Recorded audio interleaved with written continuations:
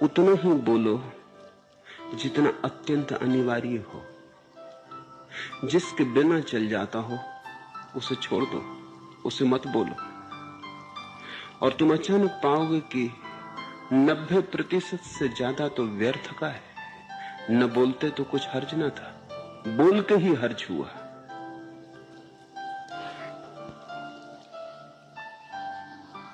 बड़े विचारक पैस्कल ने कहा है कि दुनिया की 90% मुसीबतें कम हो जाएं अगर लोग थोड़े चुप रहें, झगड़े फसाद कम हो जाएं, उपद्रव कम हो जाएं, अदालतें कम हो जाएं अगर लोग थोड़े चुप रहें। जमीन का बहुत सा उपद्रव बोलने के कारण, बोले कि फंसे।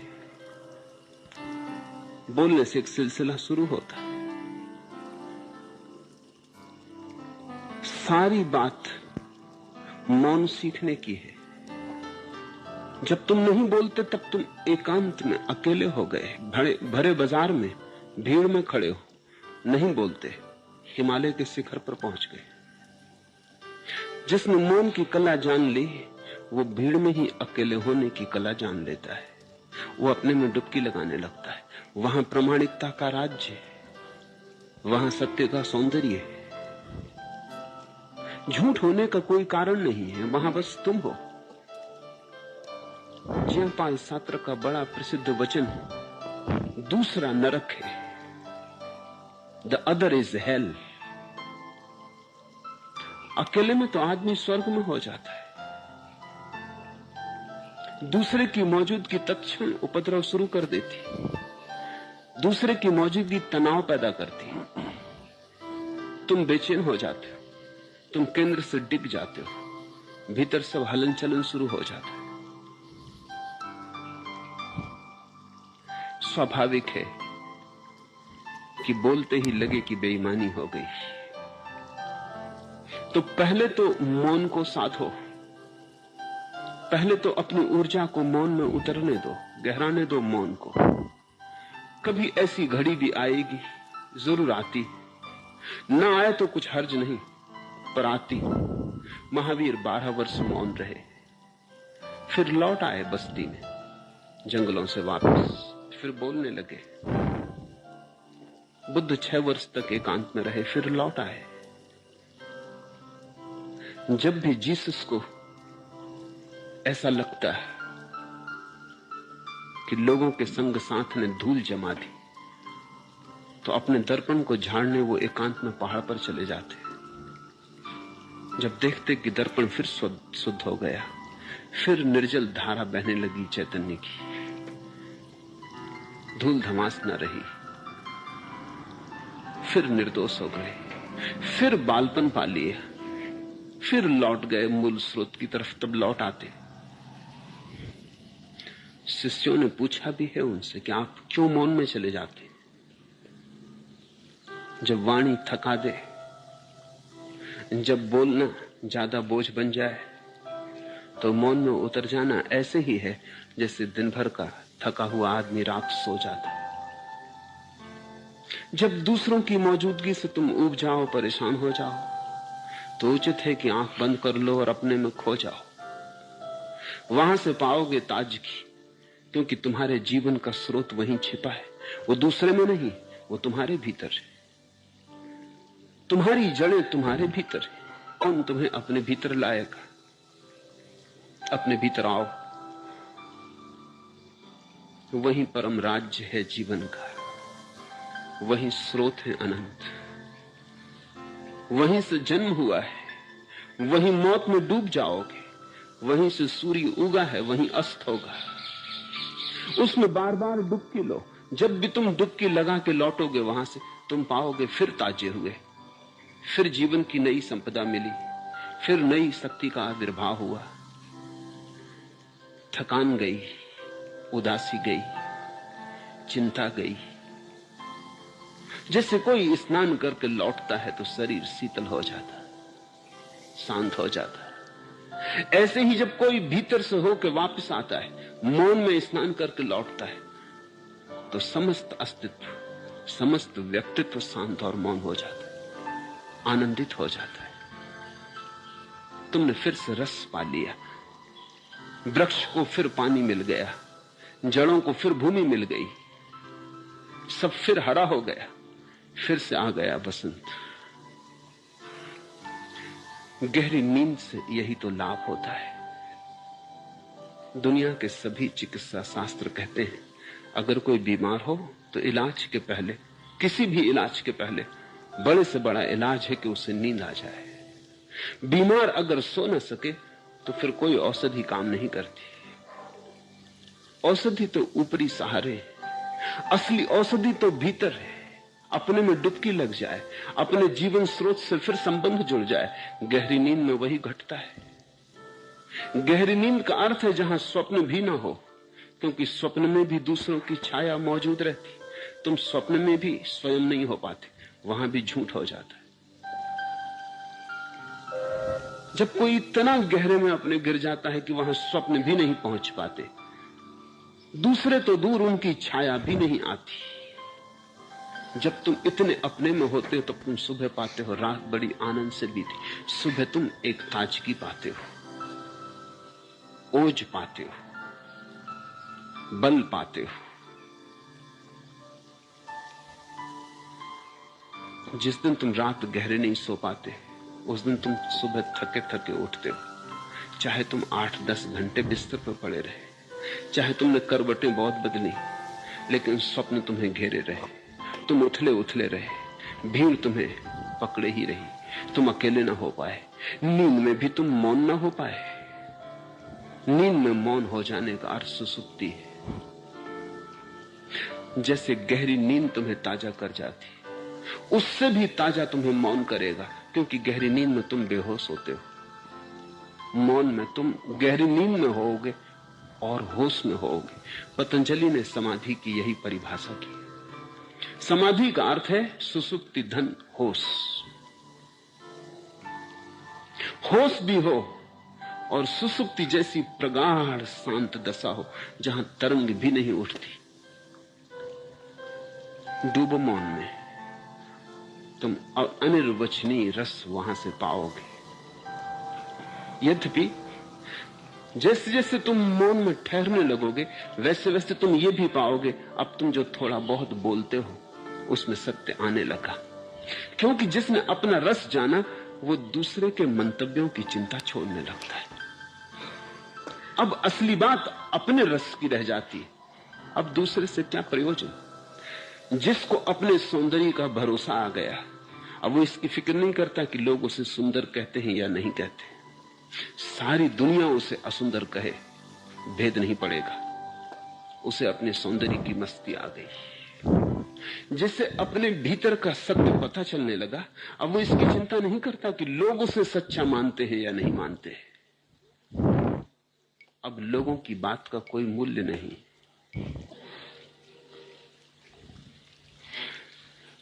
डूबो मौन में, दूसरे को जितना भूल सको उतना अच्छा। मैं ये नहीं कह रहा हूं कि तुम भाग जाओ जिंदगी से, मैं ये कह रहा हूं कि तुम जिंदगी में सच्चे हो जाओ। धीरे धीरे तुम में एक बल आएगा, वो तुम्हारे भीतर से आएगा, और तब तुम पाओगे कि बोलने में भी तुम्हारी प्रमाणिकता रह जाती, मिटती नहीं। वस्तुतः तुम पाओगे कि बोलने में भी तुम्हारा मौन खंडित नहीं होता, बना ही रहता है। उसकी एक सतत धारा, एक अंतर्धारा बहती रहती। बोलते भी तुम हो लेकिन अपने से छूटते नहीं। बोलते भी तुम हो, शब्द का उपयोग भी करते हो, लेकिन तुम्हारे निशब्द को शब्द खंडित नहीं कर पाता। शब्द बड़ा कमजोर है, निशब्द को कैसे खंडित करेगा। बादल आते हैं जाते हैं, आकाश कहीं मैला होता है। कितने बादल आए और गए न होंगे इस आकाश के समक्ष अनंत काल से। आकाश पर रेखा भी तो नहीं छूट जाती। ऐसा ही निशब्द का आकाश है, मौन का आकाश है, शून्य का भीतर आकाश है। उस पर कोई फर्क नहीं पड़ता विचारों से। विचार क्या फर्क लाएंगे, रेखा भी नहीं खींचती। लेकिन उसका तुम्हें पता हो तब। एक बार मौन में स्थिर हो जाओ, फिर तुम्हारी वाणी में भी एक सुगंध आ जाएगी। एक बार मौन में उतर जाओ, फिर तुम्हारी वाणी भी नई गहराइयां ले लेगी। फिर तुम्हारी वाणी में भी एक विशालता आ जाएगी। तुम बोलोगे भी तो दूसरे पर ध्यान रखकर न बोलोगे, तुम बोलोगे अपने भीतर की आवाज से। तुम्हारा बोलना संगीतपूर्ण होगा, तुम्हारा बोलना सत्य होगा, तुम्हारा बोलना तुम्हारे पूरे व्यक्तित्व की सुगंध से ओतप्रोत होगा। तुम बोलोगे तो दूसरों पर भी शीतलता छा जाएगी। तुम बोलोगे भी तो दूसरों पर तुम्हारे निशब्द की धुन बजने लगेगी। तुम्हारा मौन उन्हें छुएगा। इस देश में हमने यह नियम समझा था कि केवल वही बोले जिसने मौन के तल छू लिए हों, बाकी चुप रहे। इसलिए बुद्ध बोलते हैं ठीक। बुद्ध का बोलना सार्थक। अभी बड़े मजे की बात है, ये बड़ा विरोधाभास है। जिसने न बोलना सीख लिया वही बोलने का हकदार है। जिसने चुप होना जाना वही पात्र है कि अगर बोले तो सौभाग्य। जिसने चुप होना सीख लिया उसको चुप हमने नहीं रहने दिया। कहते हैं बुद्ध को जब ज्ञान हुआ तो वो 7 दिन चुप रह गए। चुप्पी इतनी मधुर थी, ऐसी रसपूर्ण थी, ऐसा रोआ रोआ उसमें नहाया सरोवर था। बोलने की इच्छा ही न जगी, बोलने का भाव ही पैदा न हुआ। कहते हैं देवलोक थरथराने लगा। कहानी बड़ी मधुर है। अगर कहीं देवलोक होगा तो जरूर थरथराया होगा। कहते हैं ब्रह्मा स्वयं घबरा गया। आवाज बुद्ध को देनी ही पड़ेगी, बुद्ध को राजी करना ही पड़ेगा। जो भी मौन का मालिक हो गया उसे बोलने के लिए मजबूर करना ही पड़ेगा। कहते हैं ब्रह्मा सभी देवताओं के साथ बुद्ध के सामने मौजूद हुआ। वो उनके चरणों में झुके। बुद्धत्व के चरणों में ब्रह्मा झुका और उसने कहा कि आप बोलें। आप न बोलेंगे तो महादुर्घटना हो जाएगी। और एक बार ये सिलसिला हो गया तो आप परंपरा बिगाड़ देंगे। बुद्ध सदा बोलते रहे। उन्हें बोलना ही चाहिए। जो न बोलने की क्षमता को पा गए हैं उनके बोलने में कुछ अंधों को मिल सकता है, अंधेरे में भटकने को मिल सकता है। आप चुप न हो, आप बोले। किसी तरह बमुश्किल राजी किया। कहानी का अर्थ इतना ही है कि जब तुम मौन हो जाते हो तो अस्तित्व भी प्रार्थना करता है कि बोलो। वृक्ष और पत्थर पहाड़ भी प्रार्थना करते हैं कि बोलो। करुणा को जगाते हैं तुम्हारी कि बोलो। तुम जहां पहुंच गए हो वहां और भी बहुत पहुंचना चाहते। उन्हें रास्ते का कोई भी पता नहीं, उन्हें मार्ग का कोई भी पता नहीं। अंधेरे में टटोलते हैं, उन पर करुणा करो, बोलो। तुम भी कल उनके साथ थे, इतने जल्दी भूल मत जाओ, विस्मरण मत करो, पीछे लौट कर देखो। साधारण आदमी वासना से बोलता है, बुद्ध पुरुष करुणा से बोलते हैं। साधारण आदमी इसलिए बोलता है कि बोलने से शायद कुछ मिल जाए, बुद्ध पुरुष इसलिए बोलते हैं कि शायद बोलने से कुछ बट जाए। बुद्ध पुरुष इसलिए बोलते हैं कि तुम भी साझीदार हो जाओ उनके परम अनुभव में। पर पहले शर्त पूरी करनी पड़ती है मौन हो जाने की, शून्य हो जाने की। जब ध्यान बोलता है, जब ध्यान की वीणा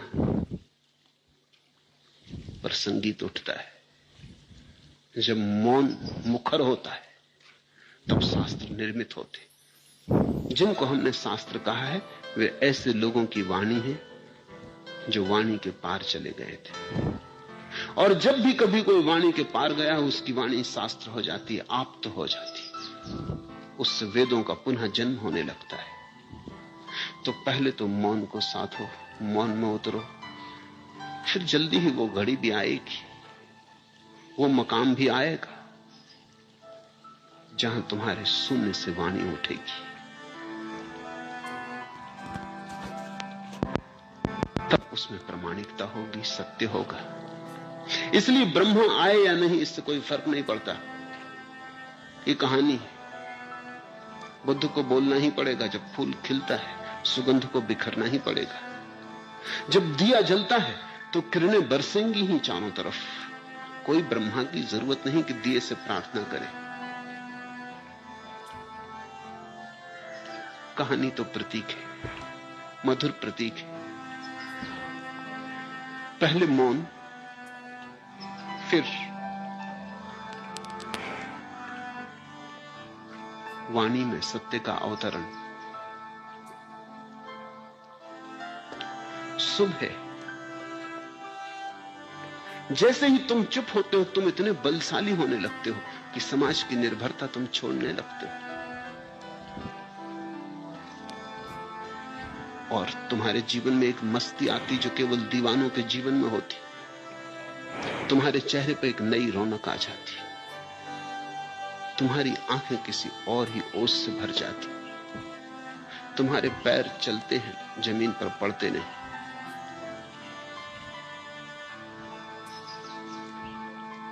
जैसे तुम हर हमेश किसी नशे से भरे हो। मौन से शुरुआत होती,